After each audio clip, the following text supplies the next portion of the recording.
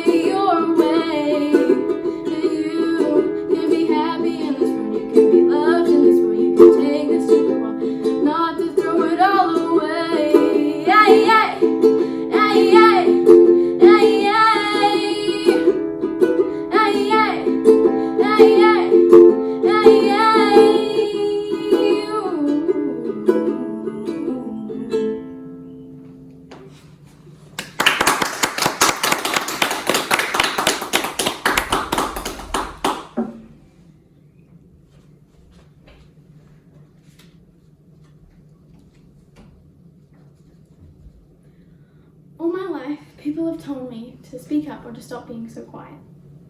But the thing is, I believe that activism doesn't just have to be done through speaking. 20 to 30% of the world's population are introverts. That's 1 out of every 3 people you see around you. And I would consider myself to be a part of this third of the world's population. But what does it really mean to be an introvert? Well, one thing's for sure. I'm very glad I'm not performing live to you, but that's mixed in with a tad bit of anxiety, although I am deeply saddened it had to be this way. And it's hard being an introvert, especially in this decade school system, where students are always forced to be in large groups and doing loud activities. Teachers are always told that they need to get the quiet student in class to speak up, but in reality, they don't. After all, we were given 2 ears and only 1 mouth, so we should listen twice as much as we should speak. And I want to help other introverts that want to be heard in a different way but don't know how. We all fall under something called the introvert-extrovert spectrum, and our place on the spectrum affects how we talk to people and how we make friends.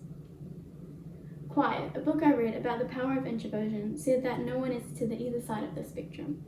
Some people are just simply in the middle of the two. Our place on the spectrum affects how we see the world. For example, an extrovert would much rather be in a large group of people, whether an introvert would rather be alone or in a smaller group of people. And then there are ambiverts, who are people that are mixed up in the middle.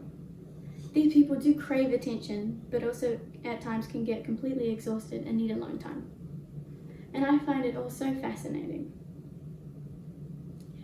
Something that's unfair about being an introvert is that you can create a big following just out of being loud. Introverts get little attention and not enough recognition. But we need to understand that not everyone wants to speak as much as others. But why do introverts never speak? We do speak, just not in front of people we're not comfortable speaking in front of. And when we do, we only say the things that need to be said. There is so much pointless writing and speaking out there. But LGBT rights are something that needs to be said, and something that needs to be talked about, and there is so much that needs to be said. So that is why I'm going to be singing and talking to you about this issue today. To my surprise, there are many introverts out there that are incredibly inspiring.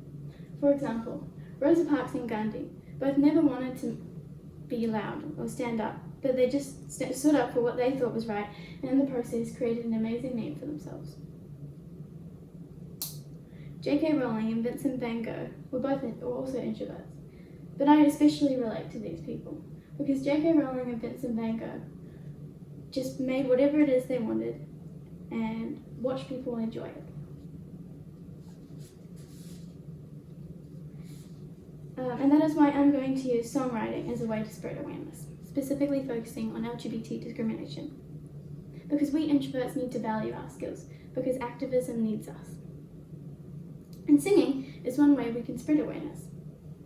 So I'm going to use my passion to sing to talk about this issue. It has always been a passion of mine to sing when I was younger, and growing up has not diminished that passion. And if you think about it, music in general is an incredibly powerful thing. And there isn't a lot of things that bring people together. Sure, you could say food or family, but one thing we all understand is music. People relate to music. Music changed people's lives. Music is a universal language. Music brings people and even countries together.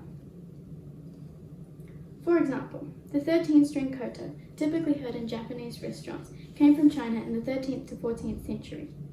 It's similar to the harp, just played on its side. Two entirely different cultures can play this instrument, and they have an incredible passion to play.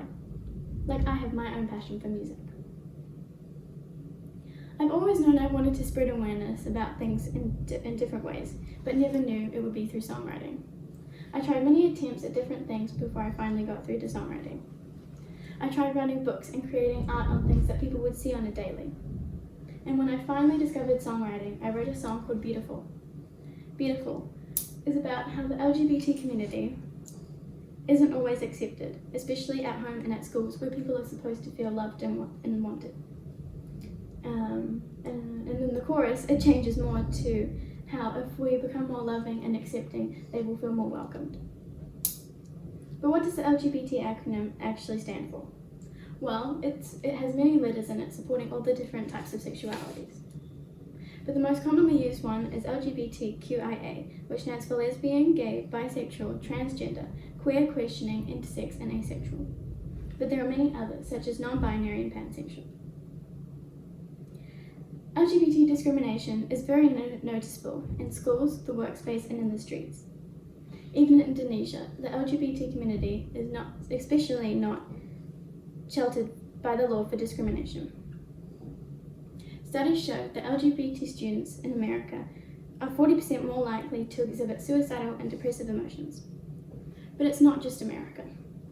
It's Australia, Europe, Africa, everywhere. I want to change this. I want to create a snowball effect that will continue rolling through time and more people will want to stand up and help. So let's talk about the history behind all this. Being part of the LGBT community dates back to as far as humans have been alive, but it's only been more expressed recently because people have become more accepting. But it's still frowned upon in many countries. This negative stigma around sexuality started in the Victorian era, where all sexual acts were frowned upon unless you were trying to have a child. Speaking of history, Alan Turing, a computer scientist with a skill for code cracking, played a crucial role in deciphering messages, letting the Allies defeat the Nazis, shortening the war. Alan and his team shortened the war by 2 years, saving over 14 million lives. 2 years after the war, Alan was prosecuted for homosexuality because in that time it was a criminal act to be gay. 2 years after being imprisoned, he committed suicide 16 days before his 42nd birthday. This is not fair. This is inhumane. But the thing is, this kind of discrimination still happens to this day. For example, Donald Trump, the President of America, is trying to make it legal for you to be fired for being gay or transgender. LGBT rights activists in America are saying that this could destroy what minimal protection they have gained over the years. He is also trying to take it that one extra step further and ban transgender patients from COVID-19 treatment. Governments need to stop with their discrimination. We are all equal and deserve to be treated like it. Because the reason I chose this subject is because I believe in equality. I believe that we should all be treated equally. I didn't choose it because I don't think that the LGBT community isn't represented enough at Green School, but because I want to create music worldwide that will change people's mindsets. Now that I've given this speech without running off stage, I would like to remind all the introverts out there that there is now no reason for you not to stand up for what you believe in. You can write stories, you can graffiti messages onto the sides of buildings, because trust me, it will make a difference to at least one person. And remember that you are not ignored, although it may feel like you are invisible at times. And before I leave you, I would like to give a big thank you to everyone that helped me get through this amazing journey. Thank you to my mentors who gave me this amazing opportunity to stand up here and talk to you today. Thank you to my classmates who made me feel supported and loved the whole way through. And my parents who listened to my poems over and over again and helped me buy my first ukulele. Without any of these people, I wouldn't be up here talking to you today. As Alan Turing once said, sometimes it is the people that no one imagines anything of that do the things no one can imagine.